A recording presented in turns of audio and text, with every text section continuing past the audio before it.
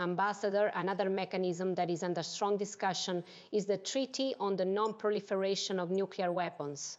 We have this discussion on the table because of Iran and the recent attacks by Israel, the United States' support for Iran's arsenal. And we have constant threats. Every now and then, the nuclear card is put on the table. The other day, it was Russia that put that card on the table. I wanted to hear from you if you think that with this mechanism, the world has failed in halting the advance of the nuclear race, and if, in that sense, the action of Brazil and Turkey back in 2010, in which you were one of the participants, was a bit naive in imagining that it would be enough to contain the nuclear race. Well, you've asked so many questions contained in just one that I'll have to ask you for a little time to answer. But starting with the very last part, the final part was not our initiative. It was President Obama who asked President Lula to go there. Leaving aside all the things that happened in the meantime, because there are many and it would take a long time, 2 or 3 weeks, before Lula went, we had already given up because there had been a very bad meeting in Washington, on the sidelines of a meeting, by the way, on nuclear security.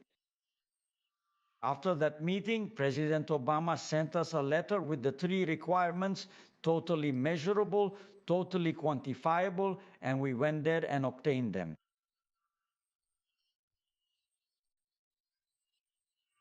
When they changed their minds. In the meantime, after President Obama's letter, I even met a person who later worked on the Security Council, and I asked him, you wrote that letter, right? I know why. You wanted to stay on good terms with Brazil, but you thought we wouldn't succeed. Brazil and Turkey. And we succeeded. And our big problem was having achieved what the Americans asked for. Regarding the effectiveness of the treaty today, the fact that this nuclear threat is always being put on the table. Well, first you used an expression, excuse me, Vera, because you are a very well-prepared person and you know many things. But as far as I know, nobody says that Iran has a nuclear arsenal. Nobody says that. I've never heard that. They have enrichment. So there is no nuclear arsenal. What was attacked were the nuclear facilities that can eventually be used for one purpose or another. I think there are ways to ensure that this is not used for nuclear weapons. Now, this requires negotiation.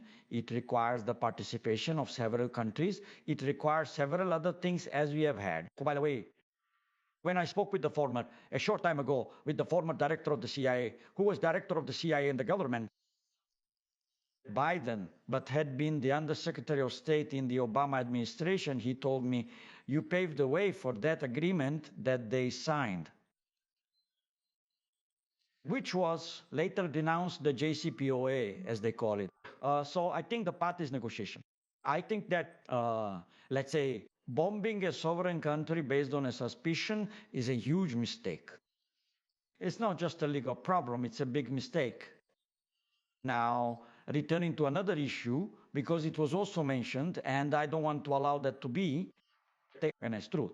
When the Hamas attack happened, when Israel President Lula made a personal tweet condemning that terrorist act, I just wanted to make that clear. I don't think anyone said otherwise, but yes, that's fine. As for the arsenal, it was a slip of the tongue on my part. I meant to say bases.